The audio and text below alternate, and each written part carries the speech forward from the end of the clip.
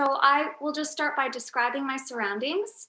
I'm coming to you from my home, as I think many of us are this evening. I'm sitting on my couch surrounded by decorative cushions. I'm a Filipino woman with dark hair that's pulled back and bangs that I'm trying to grow out. And I'm wearing a cozy v-neck cardigan that is patterned. My name is Nadine Villacine Feldman. I'm the Director of Programming at Myseum. And as the Director of Programming, it's my work and it's our work here at Myseum to consider what it means to make space and hold space for the diverse stories and histories of Toronto.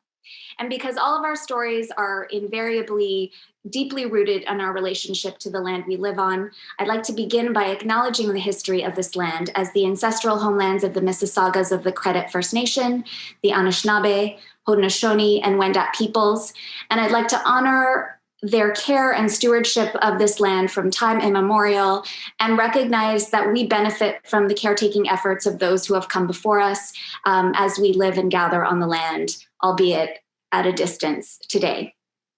And for me, recognizing this history challenges me to think about what my responsibilities are as a first generation immigrant to honor the Dish with One Spoon Covenant, which predates settler treaties and reminds all of us, settler, immigrant, newcomer, those forcibly brought by the transatlantic slave trade, and the diverse Indigenous peoples who live here today, of our individual and our collective responsibility to develop and maintain a healthy relationship with the land. Remembering this history of the land also challenges me to think about the settler impacts on our relationship to the land and to one another. So how does this history affect how we tell our stories? How does it inform which stories we choose to tell? And of course, as a programmer, I'm inspired to think about how the stories we share today might contribute to the writing of relations amongst ourselves and with the land and serve the seven generations that follow us. So in that vein, I am very honored to have you with us for tonight's event, Making Space Stories of Disabled Youth, Part 1. We've had the absolute pleasure of working with Ophira Keloff, who is the curator of this two-part series, as well as the wonderful people at Real Abilities Film Festival and Miles Nadal JCC, who are our program partners, with a special shout out to Deaf Spectrum, who are our promotional partners for this event. This program is a two-part storytelling series, and tonight's program, which is part 1, focuses on stories from the 1960s and to the 1980s and the 1980s as calls for deinstitutionalization and disability rights policy were gaining momentum, and an activist movement towards community living was gaining ground. So just a little bit of information about the program before we begin. It is an hour and 15 minutes long, so please feel free to take breaks as you need them. The stories that will be shared this evening will be through a mix of pre-recorded videos as well as live storytelling. And as I mentioned earlier, we'll be finishing the program with a question and answer period. So now that I've said many things, I would like to pass things on to Livia Mendelson from Real Abilities Film Festival and the Miles Nadal JCC. Thank you, Nadine. I want to say that Nadine and I have been scheming for some time now on some projects to work together, and this has been an absolute delight. My name is Liv Mendelson. As Nadine mentioned, I'm the artistic director of the Real Abilities Toronto Film Festival, which showcases deaf and disability culture through film and also comedy and some other media. And I'm also the accessibility and inclusion director at the Miles Nadal JCC. And our focus is on co-creating inclusive programs. And so I want to shout out our Youth Accessibility Advisory Council, who is here tonight and who were part of the seeds of this whole project. I will describe myself. I am a short white woman with brown hair and brown eyes. I am wearing a short sleeve, thanks to the sunshiny weather in Toronto today, a short sleeve black shirt. And I'm wearing chunky gold earrings. And I'm thrilled to be with you tonight. I want to thank the Myseum team and Grace Smith from our team at the Miles Nadell JCC, and all of the amazing artists and storytellers you're going to meet tonight. But most of all, I want to thank Ophira Kaloff, our curator, and it's my pleasure to introduce her.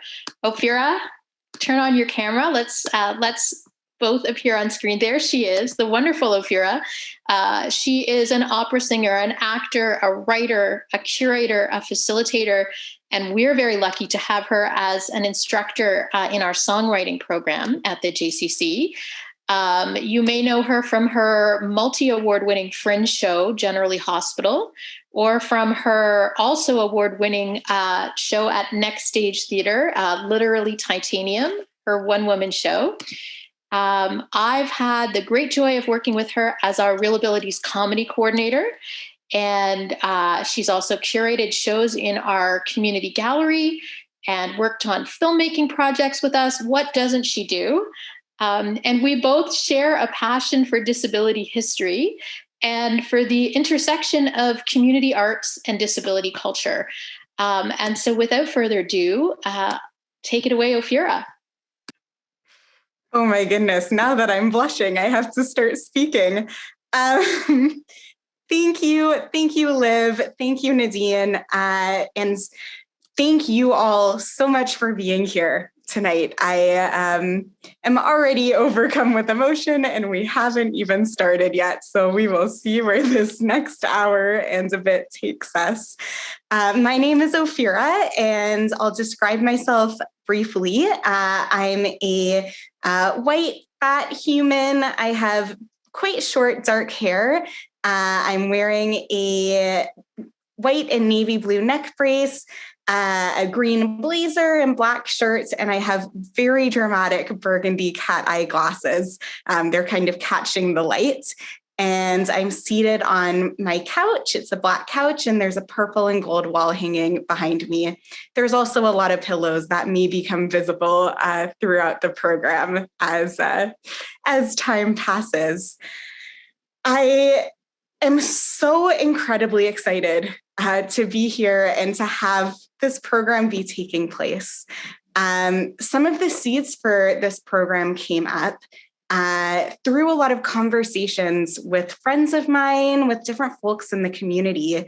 I'm disabled, and my journey through disability and really claiming disability as an identity has been relatively recent and really happened within sort of my youth years. And every time I meet another disabled person and we have these amazing connections and moments of, oh my goodness, you too, or wow, like these things in common, these differing experiences, I constantly have wondered about how that process works on a broader scale and looking at those connections that have been made and those paths that have been navigated through the past. And so through this project and getting to connect with all of these incredible humans that we're about to hear from, I really got the chance to learn so much and form these connections that really filled me in a way that I really hope everyone has the chance to experience tonight. So before diving right into the stories, I want to give a little bit of context about what was going on at the time that some of these stories are coming from in Ontario and even Toronto specifically. And I'll be perfectly honest, a lot of what I'm about to say, I didn't know that much about before embarking on this project. The history of disability really hasn't been talked about much. I don't remember learning it in school. There aren't all that many documentaries or conversations about this. So something that I learned was that until quite recently, any disability-related policy primarily worked to disenfranchise people with disabilities. The policy was grounded in the idea that disabled folks were a problem or sort of unfit, and I'm using quotation marks to say that, or lesser. And that could be seen in policy like the Immigration Act in 1910 that actually prohibited many disabled folks from coming to Canada. There was forced and coerced sterilization that was legal in parts of Canada for a very long time. And the building and operating of large institutions for people with a range of disabilities that were around for 133 years in Ontario. The final 3 institutions didn't close until 2009. So today, a lot of the stories we're going to hear are from the 60s, 70s, and 80s, which was a time when a huge social movement was taking place, pushing for disability rights. Disability activists formed local and national coalitions and were working to dismantle societal barriers and support people with disabilities living full lives in community, just like everyone else. Ontario's first piece of rights-based legislation happened in 1976, and then the Canadian Human Rights Act passed in 1977, and Toronto's Centre of Independent Living was created in the early 1980s. And these all came to be because of community efforts. Now, to be perfectly clear, we haven't exactly reached a happily ever after, even now, 45 years later. And I want to just take a moment to acknowledge that tonight in particular is a really charged night for the disability community in Canada. It's the 10th anniversary of Canada's ratification of the United Nations Convention on the Rights of Persons with Disabilities. But at the same time, there's a bill currently, Bill C7, that's being voted on in the House of Commons. And that bill has prompted the disability filibuster, where disabled Canadians and allies from around the world have been working to draw attention to the fact that that piece of legislation would cause immense harm to a number of disabled Canadians. So holding that space tonight, that there's a lot to celebrate and a lot of fights that are still having to be constantly fought, and we still have far to go. But that being said, every protection that does exist, and truly the ability I have to live my life the way I do, is thanks to people like tonight's storytellers, and in fact, exactly tonight's storytellers, who made and are still making space and change for the rest of us. So I will shush for a little bit, because I think it's time to hear from the people we're here to hear from. Apologies on that clunky sentence. I am going to introduce the first act, if you will, of the night. We're about to see a pre-recorded piece that had snippets taken from a conversation that I had with Tracy O'Dell, who is a huge part of why this event exists in the first place. Tracy is a lifelong advocate for independent living. She's assisted in founding numerous supportive housing programs with attendant services, and it's credited with the establishment of nurturing assistance. Truly, Tracy O'Dell is an absolute icon in this community. And without any further ado, let's see what she had to say. Tracy O'Dell, could you please give us a visual description of yourself? Well, I'm an older woman who uses an electric wheelchair for mobility. My hair is kind of wild and woolly today. I wear glasses. Tell us about life as a disabled person in the 1970s. Let's see. I went to live in an institution from the time that I was 7 years old until I signed myself out when I was 18. The first hurdle was going out to high school. So that was kind of my first taste since being a kid of being out in the real world for any length of time. High school life. The vision, if you can call it that, for kids with disabilities who are living in an institution and who, like me, needed help with all of the activities of daily living, was that we were going to just go to another institution, like an old age home, right? Or a nursing home. I did not want to be an 18-year-old, with an 88-year-old roommate. So I went to high school, not quite sure if I had the background to go. I was terrified that if I did not do well, that I would not be allowed to go there. So I worked really hard and studied really hard. And for most of my classes, I did very well. I was in the honor roll, all through high school. The other sacrifice that I had to make in order to be able to go to school, I had to need not to use the washroom all day.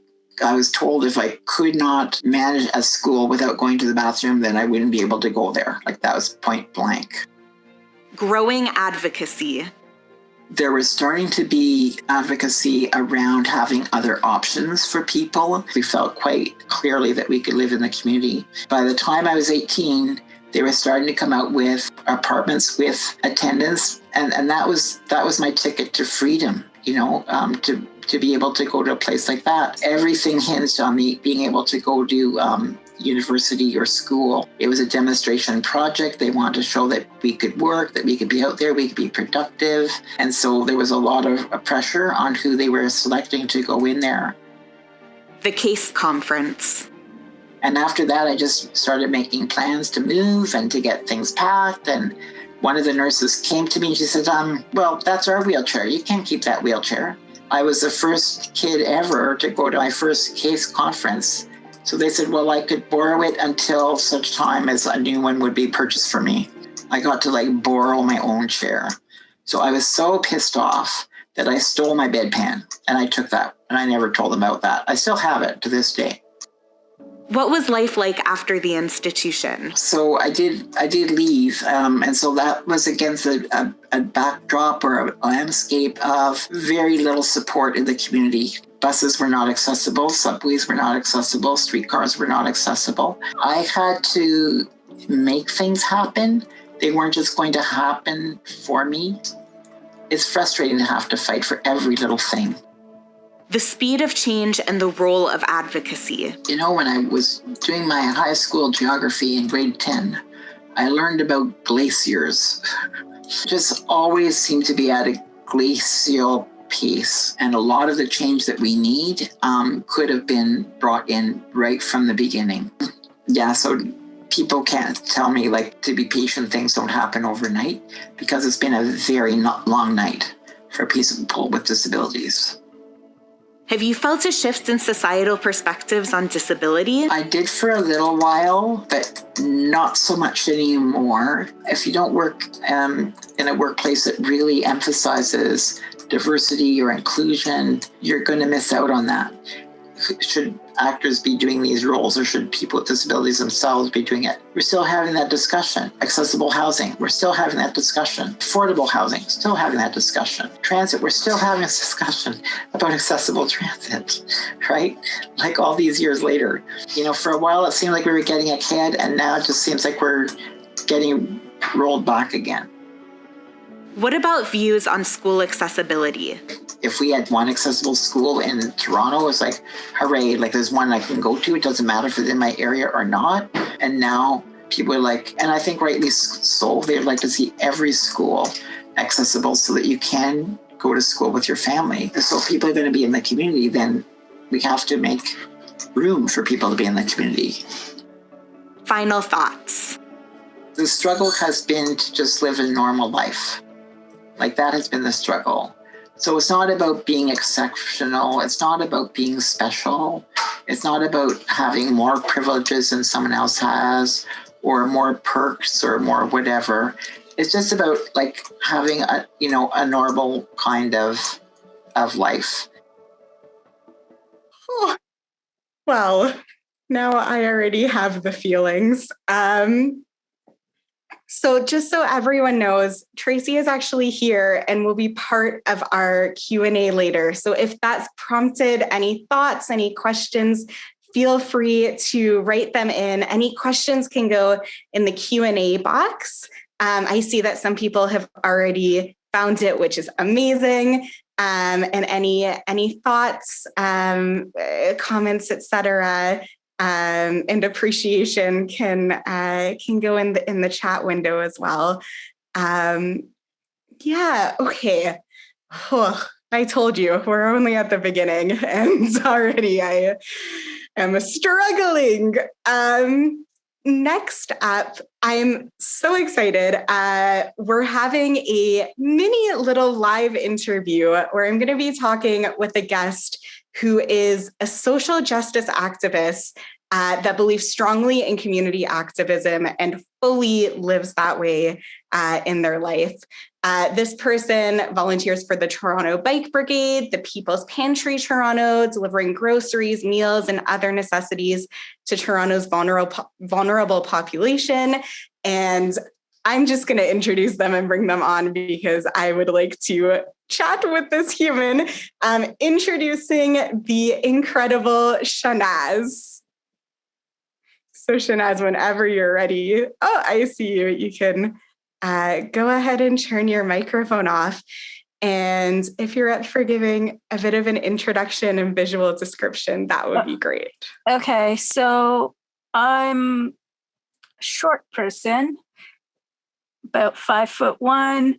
I'm wearing a red hoodie. I'm South Asian. Got short hair. You can't see the purple highlights, and I'm sitting in my bed, and I think that's it. Oh, and these are pictures you're seeing are pictures of the bike raves that I went on over the summer, which kind of introduced me more to group riding and learning the rules of the road and how to ride safely around Toronto, basically. It really boosted my confidence in riding, and that helped a lot. So these are all the pictures I took during these raves. They happened at night, so that's why they're all dark, and all the bikes are lit up. And I think, yeah. Anything else? Oh, and I wear glasses, and I have a chronic illness that I was born with, and I have continued to live with, and it impacts my life every day. Okay. Oh, amazing. I, first of all, just want to thank you so much for being here. I was wondering if we could start out with some of your experiences as a teenager and young adult growing up in the city. Okay, so I grew up as a teenager, basically in the downtown area, east end of Toronto.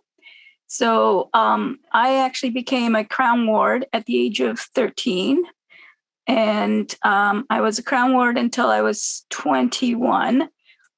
And so basically I lived in group homes because I didn't want to be placed in a foster home.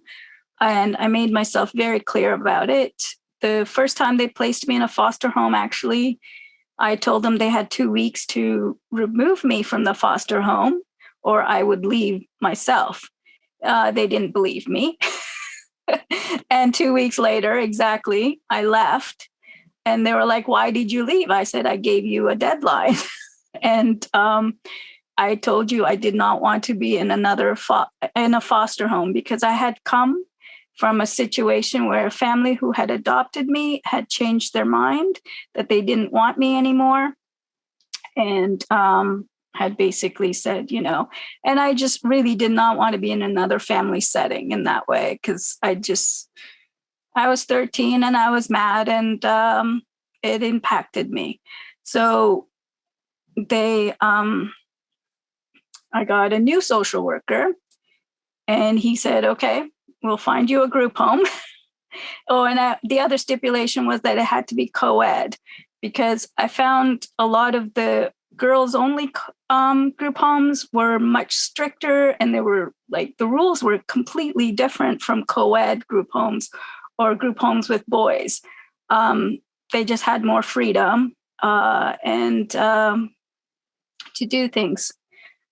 So they moved me into a group home, and then I basically interviewed different group homes around Toronto, mostly in the East End, and I picked the group home that I chose to live at, basically. So I had, because I spoke up about it, because I was tired of not being heard as a child, because I came from India to Canada, and then, you know, that adoption broke down basically, and now I was in the system, and I just wanted more control over where I was going to live and basically have more choice.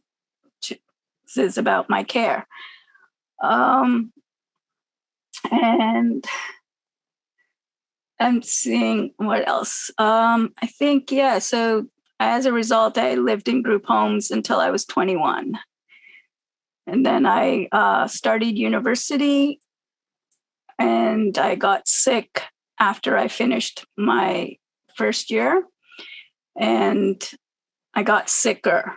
Like my condition basically made me quite sick at that point. And I lived in the hospital for, I think, basically the rest of my 21st year. And I think, yeah, that's basically, that was my experience as a teenager. The other thing was I went to all my doctor's appointments by myself. So if something was wrong, I basically had to educate myself as to what they were talking about and why they were recommending certain tests. So I actually ended up going to the medical library and looking up my condition and all the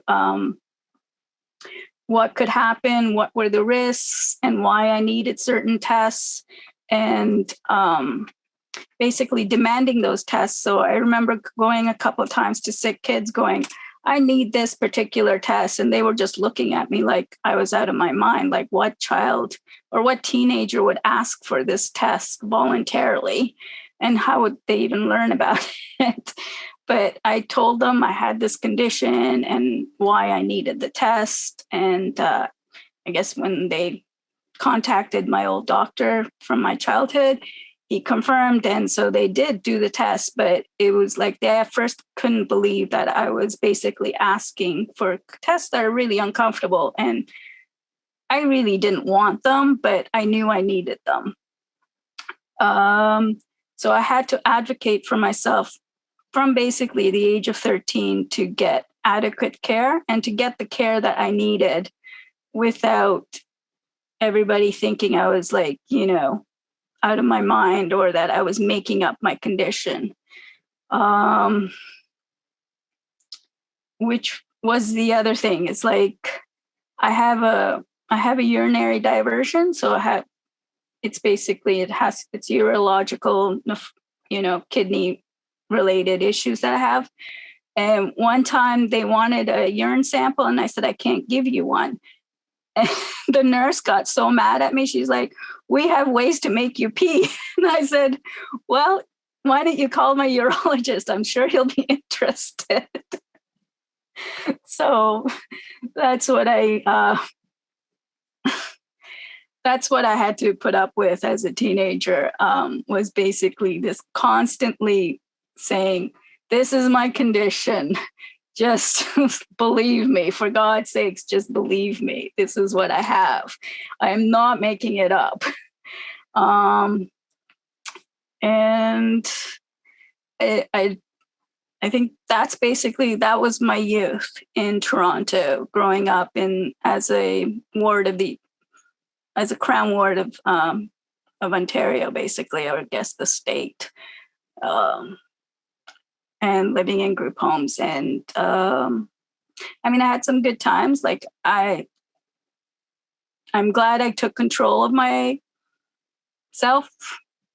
so early on, but at the same time, it was really isolating because I often had to make decisions that would have lifelong impacts on my healthcare. And I had to do that without any advice, basically. Thank you so much for sharing this. I feel like the believe me is so resonant and so important to be talked about. I have time for just one more super, super quick question, but I just want to ask you and give the space for you to speak a little bit to your community organizing and volunteering. Okay, so I actually started basically in my first year of university at U of T. I joined the Women's Center at U of T. So there, basically, I was, like, it's kind of, I basically say my consciousness, like I became conscious to my the reality of, all the issues that I actually, and what those issues were, because I never had a name for them. I didn't call them, I didn't say they were like that I was experiencing racism or classism or ableism or anything, because I didn't have that language until I became an activist, basically. So I was able to say, oh, okay, this is why they treated me like crap so many times. Or this is why I was experiencing this, so that really helped. So I basically was at U of T Women's Center for, I think, about 5 years, and a year of those I was the coordinator there, and I started the food bank that's at U of T now. And what else? I mean, I attended marches, I went to protests. Like it really woke me up consciously. Like it made me just aware of who I was, and also reclaiming my identity, because that's also when I changed my last name to the name Shanaz Stree. Like Stree is a name that I gave myself. It's a word in Sanskrit which means woman. And I really, because that's how I describe myself, Shanaz woman, basically, but Stree is much nicer. And I also wanted to reclaim my Indian heritage of where I was from and where I was born. And for me, it is still home. Oh, amazing. Thank you so much for sharing. For everyone watching, Shanaz will also be around for the Q&A at the end. So we'll have more of a chance to hear a little bit more. But in the meantime, I just want to thank you so much again. And up next, we're going to move into another pre-recorded video based off of an interview that I had with Fran Odette. Fran Odette has been working in the area of social justice and equity for approximately 25 years. Her work has a particular focus on issues impacting women with disabilities and deaf women. She's incredible, but don't take my word for it. We will watch the piece right now and you will see for yourself. Fran Odette, could you please give us a visual description of yourself? I am a light-skinned person with purple and turquoise hair, short. I wear glasses and am in my motorized wheelchair. What's motivated your research on disabled elders? My background is in social work, and I teach in a program that is very much focused on deconstructing or attempting to deconstruct the colonizing of education, recognizing that both in Indigenous communities, BIPOC communities, that there's this real valuing of ancestors. And so I started really thinking about how come we aren't thinking about those parallels at some level around disabled people, many of whom were institutionalized, did not ever, come out of those settings. But for those who did, why are we not seeing those acts as resistance rather than, having to recreate the wheel, being able to learn from others and see that there may be other options to consider? And and I think that's very much about not valuing disability as a collective wisdom. What role has disability community had in your life? I went to a segregated school, and most of my peers were also disabled students. And very clearly, that was community there. We were in a segregated school because most of our schools were not designed yet for those of us to go in. When I went to a mainstream school, there were not as many of us in the school. This sort of tightrope between hanging out with the kids or my peers who had disabilities, but also really clearly wanting to have relationships with my non-disabled peers. Towards the end of high school, I met a very good friend. We would have these wicked parties at her house. And her family was so, I'd rather you have it here than being somewhere where I don't know if you're going to be okay. That's where then we had leverage with our non-disabled peers because now they wanted to come to our parties. What were your relationships like with non-disabled people? I don't think I actively said, no, I don't want to hang out with disabled people. But I was also very aware of how that was an expectation that I would, right? By non-disabled people, when they would see me with my very close friend in university, we would be going down the halls together and, you'd get some stupid comment of like, ooh, are you racing? And you try and laugh it off, but you know what that's about. That is about, sort of their ableism, their discomfort. We would say, no, we're trying to make the line before they close the cafeteria. How has your queer identity helped shape your work? I fell in love. I fell in love with this wonderful, wonderful woman. It was not a long-time relationship, but it was actually one that was just so affirming that, yeah, you know what, this is who I am. This is a part of myself that I don't want to deny. I continued to work in organizations that were queer positive, that were feminist, working with the Disabled Women's Network, being around queer women and very strong women was also really an affirming, wonderful experience. And that's sort of how I got into doing the anti-violence work, was my own experience, but also really looking at the valuing of disabled women. Final thoughts. I think that there might be, for lots of folks, an assumption that we don't have barriers anymore. If we become complacent, we will lose what we have. And I don't mean that as to scare people, but I think that young people can't stop fighting. I know it's exhausting, and I know there's so many other things that you're dealing with, amid COVID, amid just growing up and being in a world that is different than when many of us were growing up.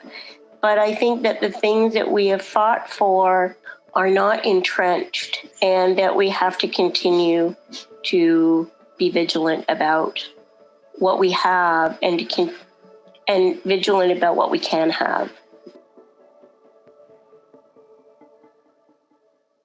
Oh, goodness.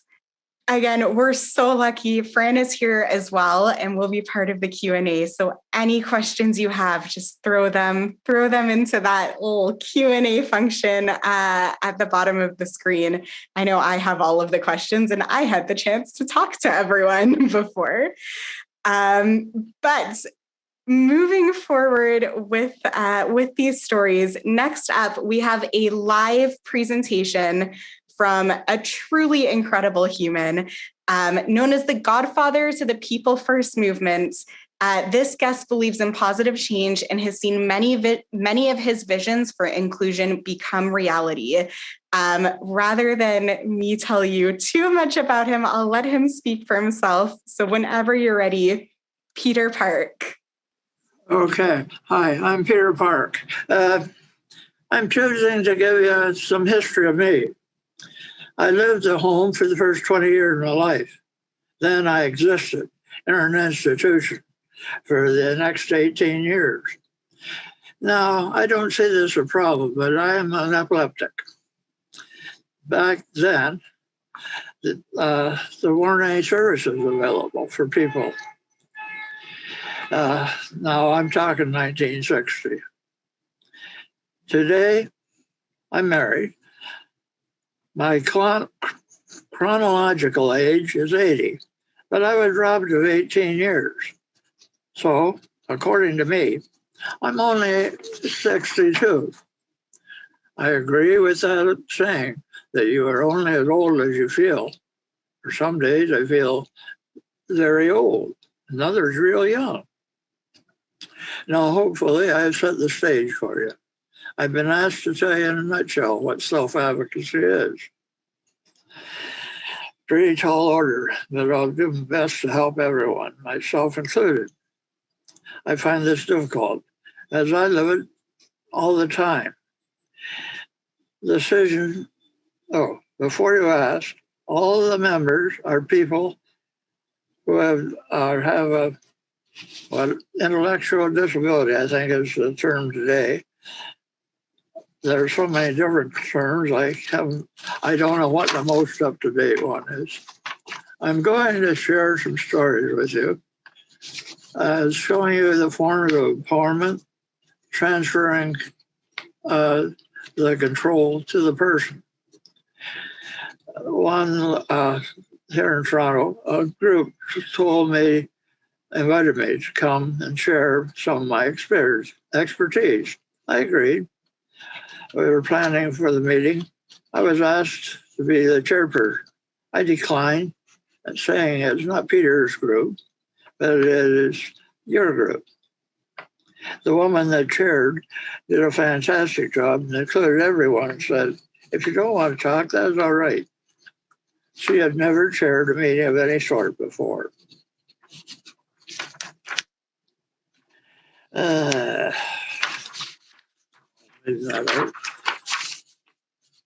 I met this young woman a couple of years ago. Well, more than a couple now. It was so quiet, she wouldn't say ouch if she sat and tack. Last month, she corrected another person when he assumed this is what she meant. And she was very specific about the way the group under her leadership had meant this. I don't know what she did in those 2 years, but wow, what a difference. Back a number of years ago, just shortly after I got out of the institution, I met this woman whom I asked out for a cup of coffee. Well, she said no. But if we can have some tea, well, okay, I guess. Today, she is my better half, puts up with a lot of different things. She hasn't told me about some of the crap that I bring home with me. Why, she even has raised issues with my coworker, such as, why am I traveling so much? Why am I not home with her?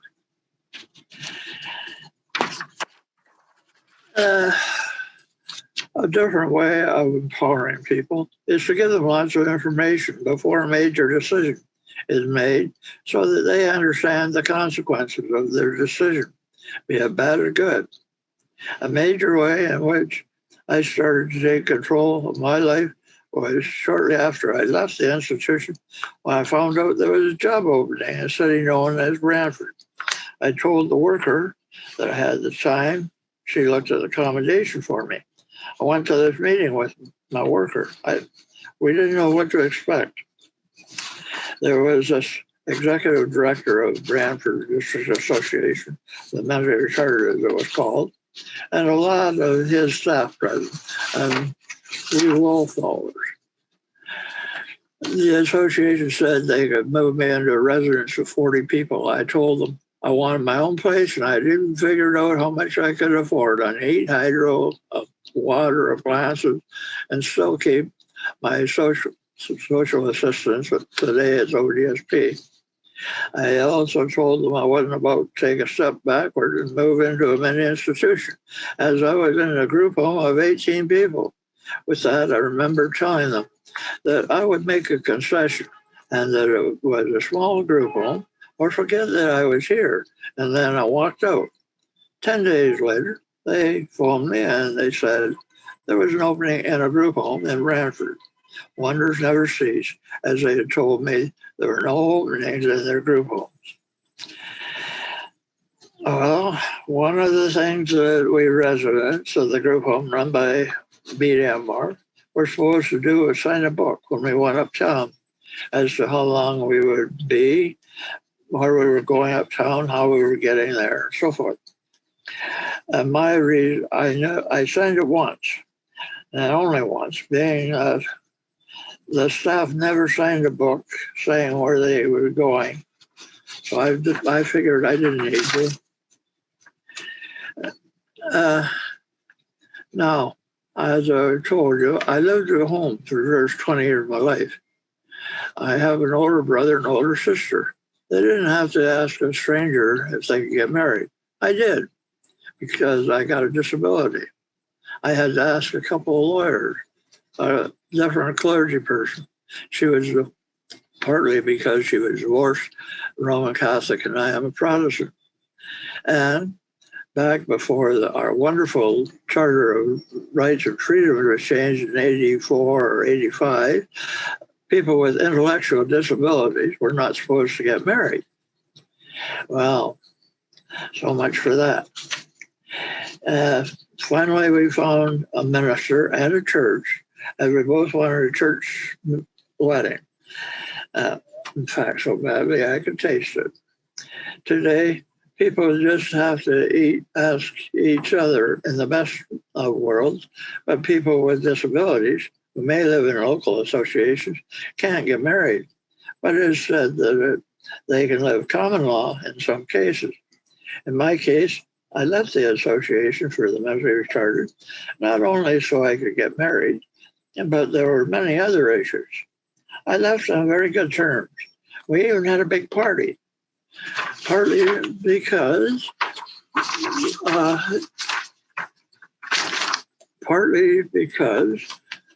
they were glad to see me go, as I have made things a living hell for them. Too bad. It's my life and I'm living it. Thank you. Oh, wow. Thank you so much for sharing that, Peter. I just want to say some comments have been coming in the chat, remarking on just how much of like an icon, a hero, a legend, and just how much of an impact you have had on so many people.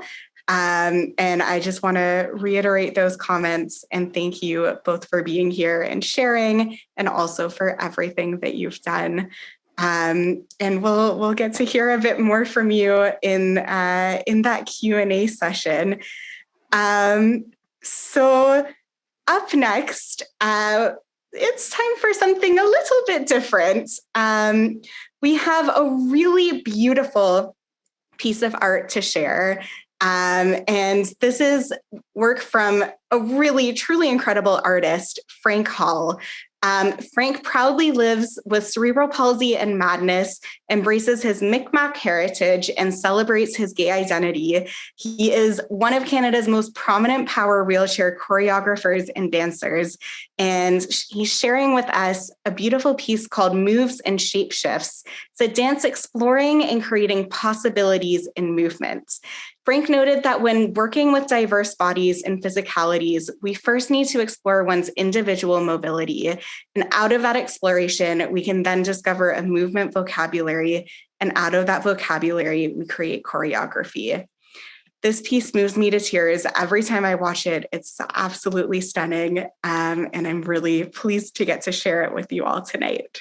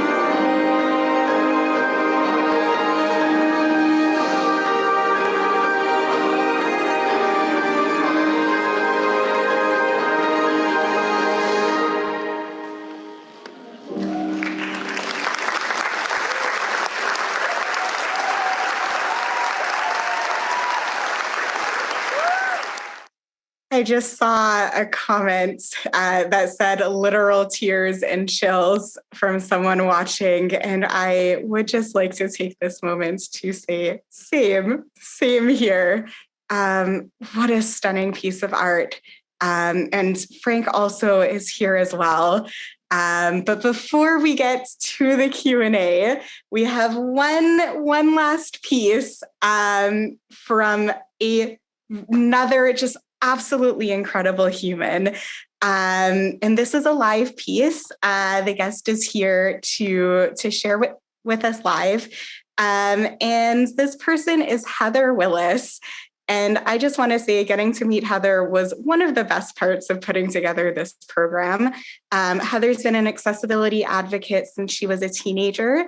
And in the decades since, she served on numerous committees and boards dedicated to the equity and full inclusion of persons with disabilities. And without further ado, I will go away and give Heather the floor. It's June 1st, 1971. It's a cool and rainy Tuesday, but I know this only because I looked it up and not because I remembered as such. My 30-year-old mother of 5 is taking my 10-year-old self from the Ontario Crippled Children's Centre, a rehab hospital for children with disabilities, where I have spent the last several months being treated for a pressure sore, to Blue Review Children's Hospital, an institution where children with disabilities live full-time. My mother carries me into the building, which looks more like an old mansion than any sort of hospital. She sits me in a large wooden chair and is whisked off to speak with the social worker. I can hear beautiful music wafting down from the curved staircase to my right. I discover later that it's Simon and Garfunkel's El Condor Pasa. The irony of I'd rather be a hammer than a nail is not lost on me as an adult. I don't recall how long they were gone or how the rest of the day played out, but I do have a very clear memory of what happened next. I looked up and found myself staring at a large brass plaque that read Home for Incurable Children. I'm only 10 years old, but I'm a pretty good reader. Reading is my escape. I doubt I was familiar with the word, but I somehow knew what it meant. My 10-year-old logic went to work and I was confused. I never thought about myself being incurable or in fact needing to be cured. I was just me. I knew, of course, I couldn't walk while most could, and I pondered the meaning of incurable and how its meaning might be connected to why I was coming to this place. I have mixed feelings. I am sad because I'm being separated from my siblings and especially my dad, but I am relieved I will no longer be with my mother. Through these years, I remained connected to my family. I went home occasionally on weekends and spent a few weeks in the summer with them. I'm second eldest of 5, born a year younger than my sister Liz, with whom I was especially close. When I was 15, I was the first person my sister came out to. It occurred to me years later that though unspoken, we understood the otherness we had in common. She had been my protector and champion. I came to realize as I got older that this was all a bit much for my young mother, who had come to Canada from England on her own at age 15 to live with relatives she did not know. She had begun working in a factory where she met my dad, and they were married and became parents soon after. There were few supports for families of children with disabilities back then. I'm sure my parents could barely afford to feed us, much less the extra expenses associated with having a child with a disability. I attended a segregated school for disabled children while I lived at home and a regular school while living in the institution. This contrast of abnormal versus normal experiences was a reoccurring theme throughout my youth that somehow provided a balance where one compensated for the other. The 1970s were a time of change. Following in the steps of the civil rights movement and women's movements, disability rights were gaining momentum. Living in the institution, I became politicized, a result of exposure to older teenagers who were challenging the status quo. This had a lifelong impact on me. I can't remember a time when I haven't served on a board or committee since. I became increasingly aware of the injustices associated with having a disability, living in an institution, and living in a society at large that was unwelcoming, both physically and attitudinally. My political worldview, future education endeavors, and career aspirations were all greatly impacted by this political awakening at such a young age. It's June 29th, 1979. It's a cool and cloudy Friday, but I know this only because I looked it up and not because I remember it as such. I'm 18 years old. This is my last day at Bloorview, and I'm both excited and nervous. My belongings fit into a single box. I've recently graduated high school and applied to get into a recreation leadership program at community college, but I wasn't accepted.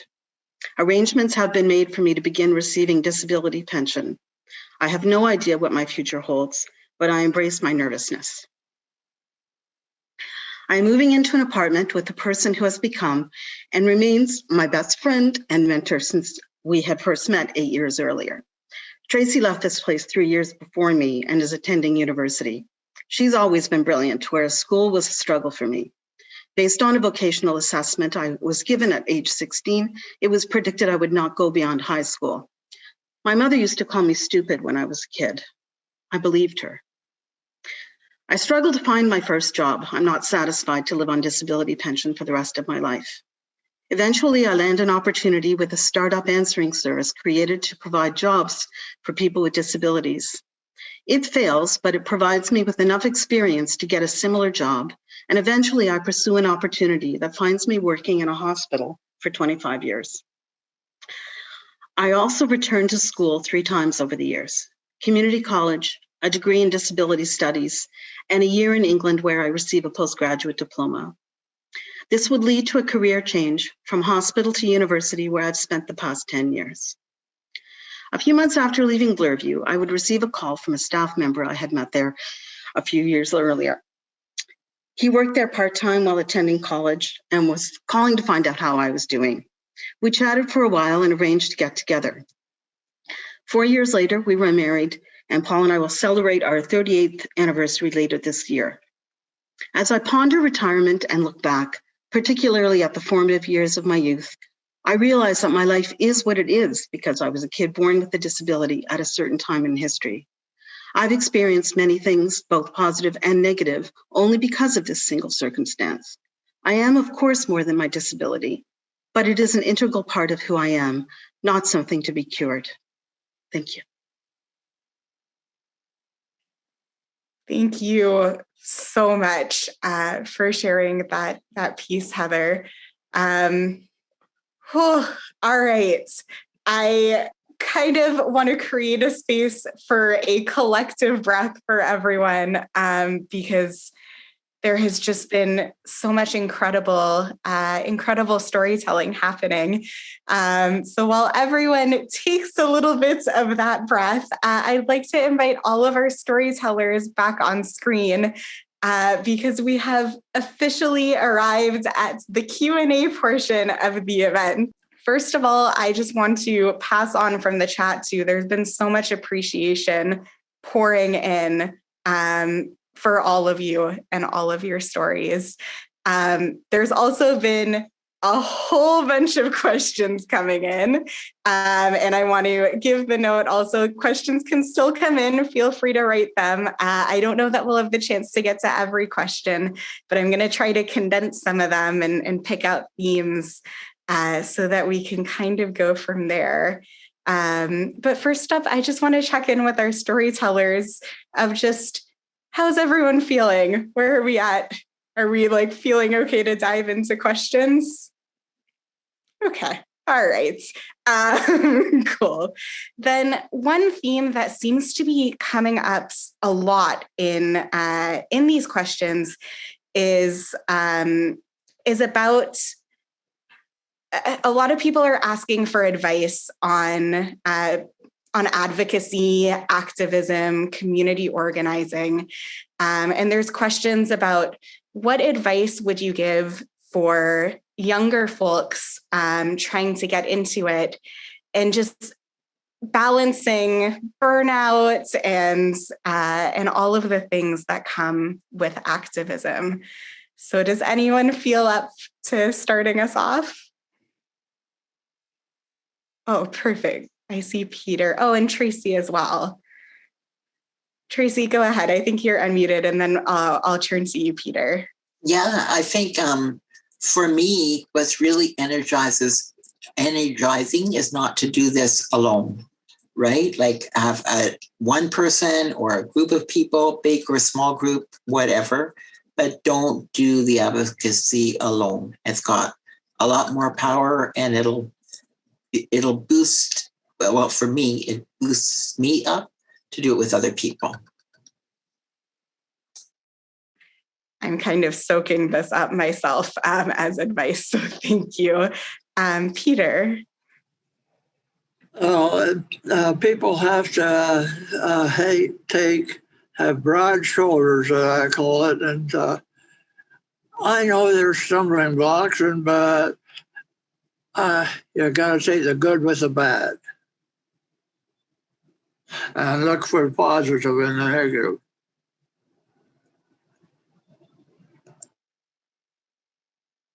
Oh, Fran, go ahead. I actually, I so appreciate, Tracy, your comment about not doing it alone. And I also think,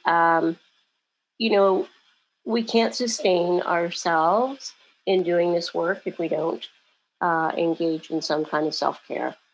There's a lot of emotional labor that goes with having to do all of this work. It's just, we can't keep it going if we don't also practice some crypt time and honor that our bodies are all that we have, and we have to look after them to the best of our own abilities. Heather, go ahead. So I'll just add, and it fits in nicely with Fran's comments with regards to crypt time. I'll use it in a different sense, in that there is real community in activism. And that in itself is self-care in a way, because that connection is so important. I would say find something you feel really passionate about that really means something to you. Find a mentor, and don't be afraid to jump in.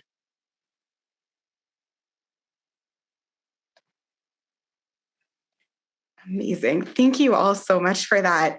Another question popped up, which I think is a little bit related to that, and especially the idea of self-care.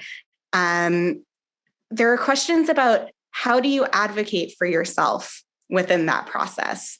And I think I'm seeing some themes about both that balance in between advocating for community issues, but also advocating for yourself in spaces that you may feel quite alone. Oh, Peter.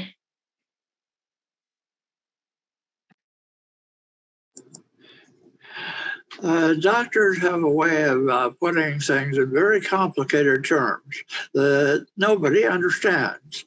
And I'll say, hey, I've learned two things. To tell the doctor, whoa, I don't understand what Sam Hill you're saying.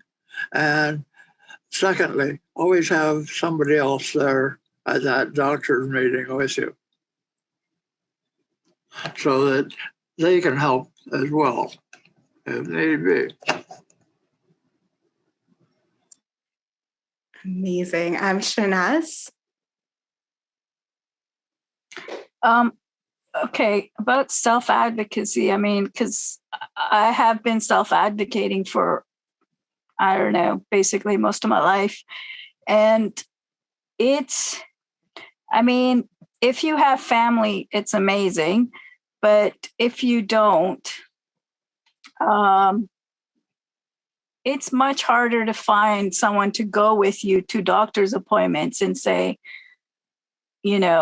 why is this not happening? Or why are things taking so long? So, I advocate for myself, but I also self-educate myself before I go to an appointment.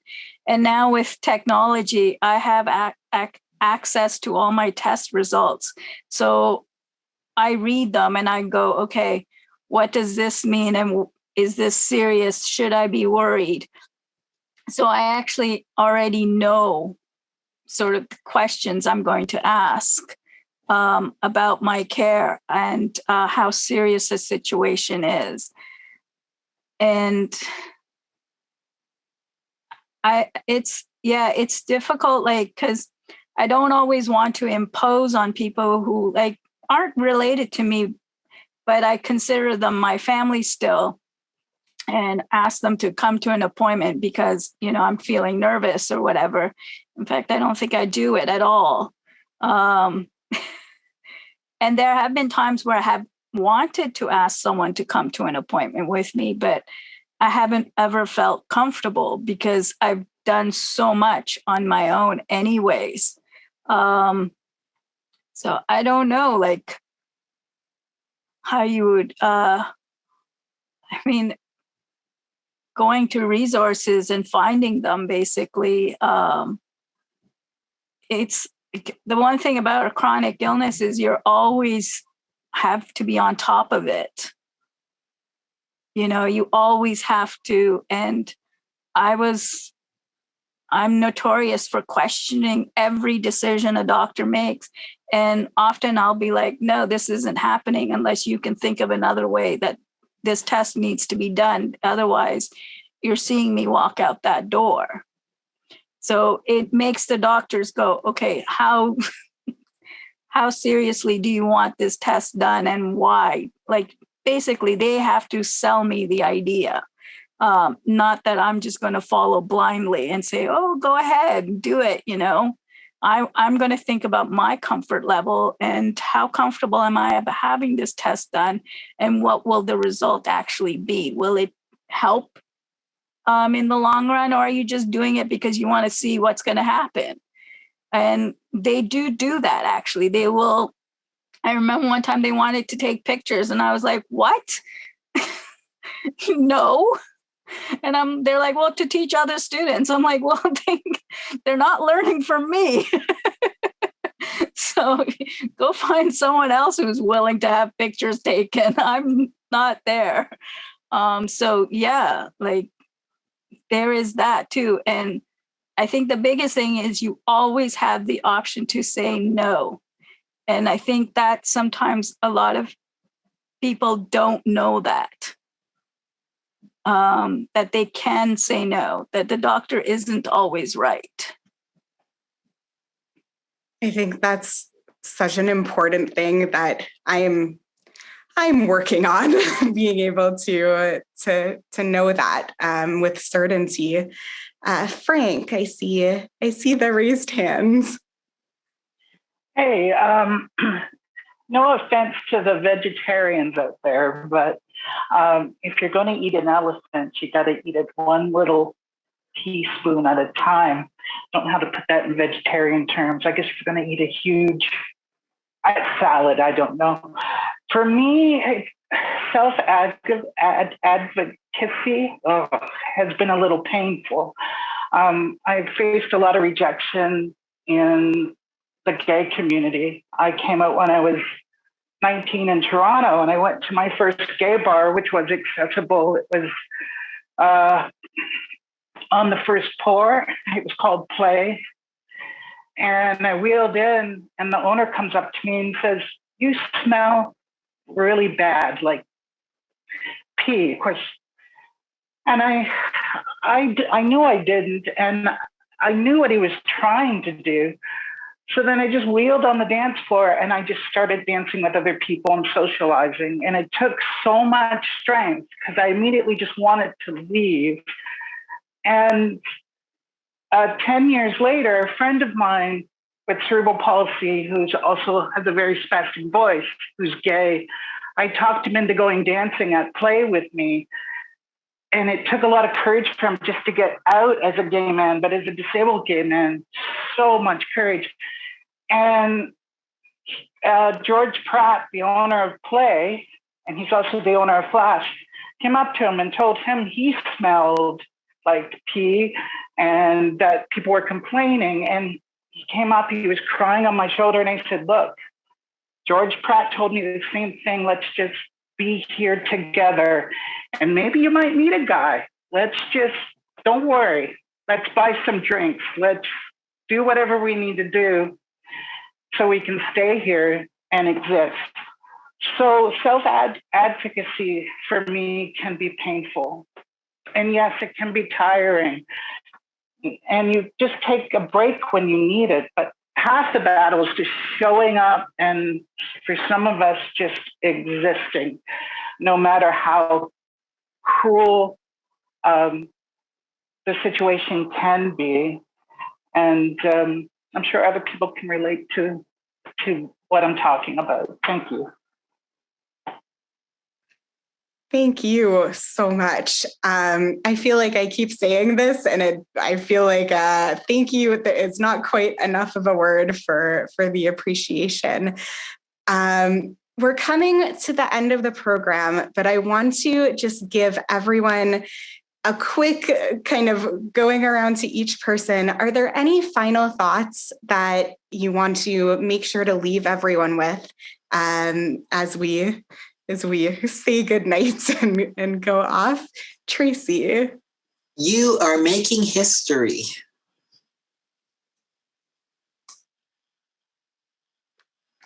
Oh, okay.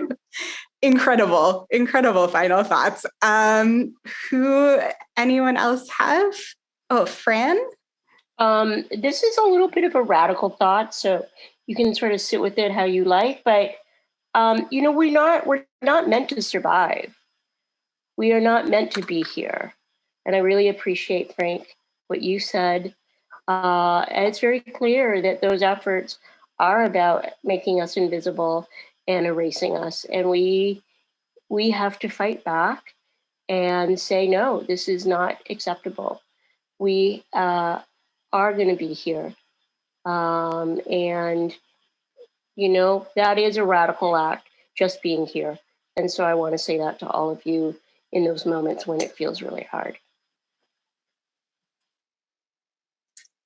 Wow, now I'm fully speechless, but I will just pass on names. Shanaz?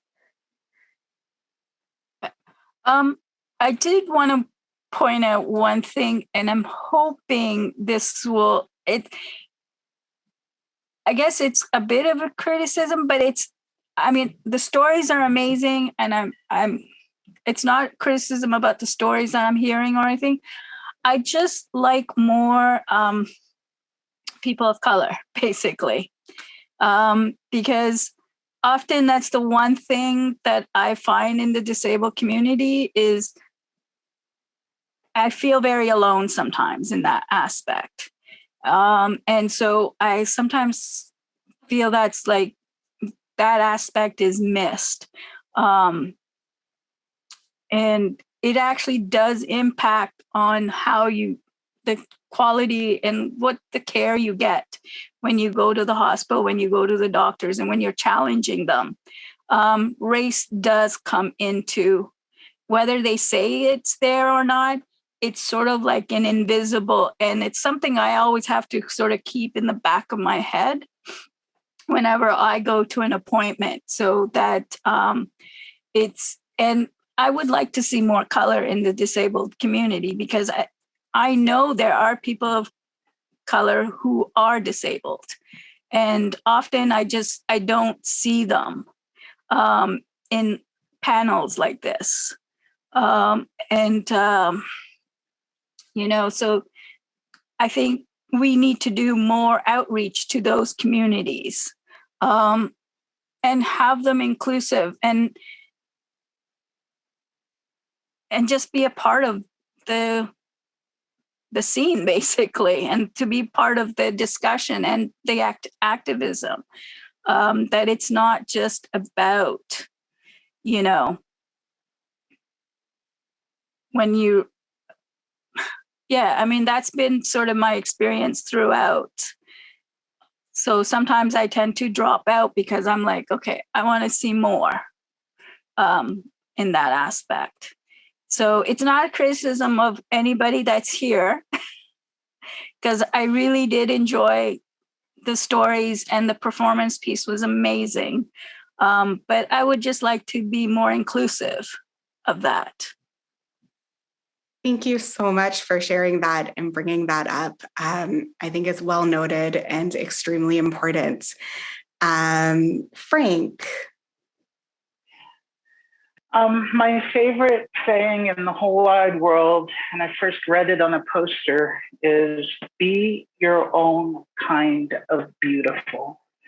That's my final thought. And as a person who's part my mother's Mi'kmaq. My father was French. I think he was French Canadian. So I'm in between cultures, and I know I'm very fair skinned, but I can relate to what she's saying. But as a mixed person, who I don't know how to identify because I really don't look First Nation, but I am.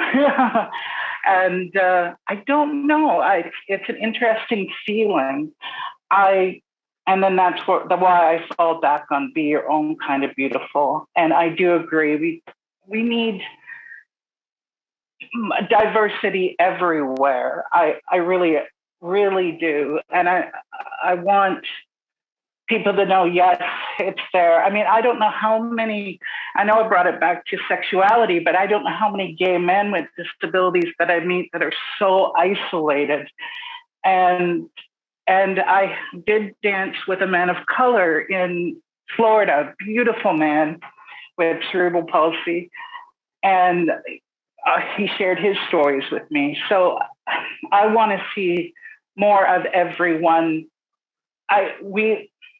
Diversity does exist within the disabled community, within the gay, transgender community. All those diversities are there.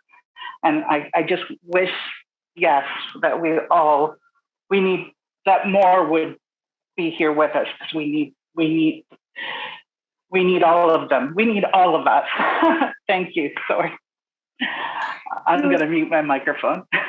Thank you. Thank you so much. With just at the end, I want to make sure, Heather or Peter, do either of you have something you want to share? Heather. I'll steal Murphy Isaac's comment in the chat. Living is an act of resistance.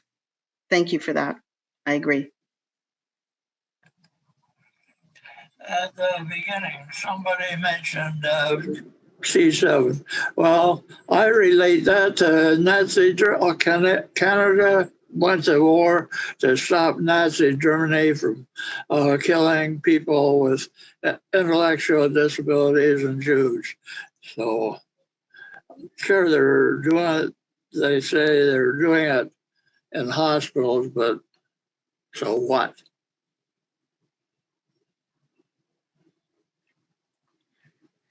Oh, thank you. Thank you so much, Peter. Thank you all to all these storytellers for your generosity, for sharing your stories, your pieces, answering these questions, and also everything that you have done and continue to do.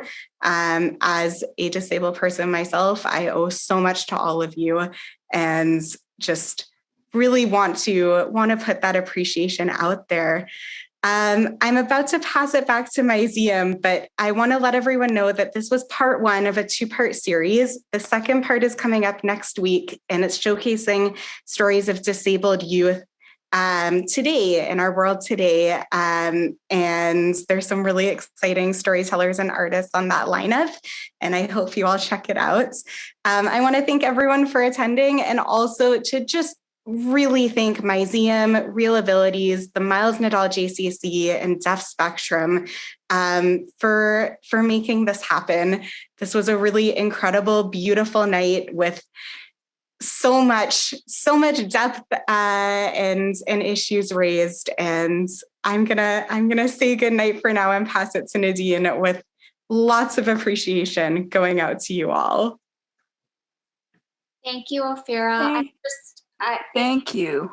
I'm just going to mirror and express just our immense gratitude for everyone who was involved with this evening. A huge thank you to our storytellers, Peter, Shanaz, Fran, Heather, Frank, and Tracy. We're so honored by your generosity in sharing your stories, your art, and your experiences.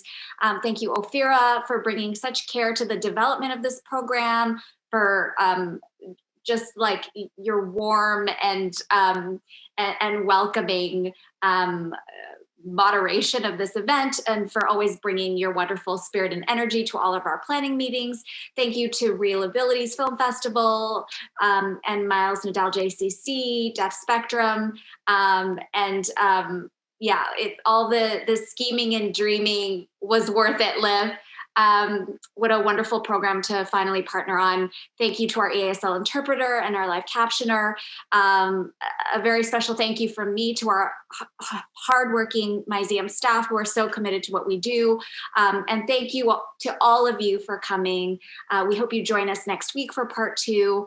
And please visit our website or follow us on our social media to find out more about future programming. Have a wonderful evening, everyone. Thank you so much.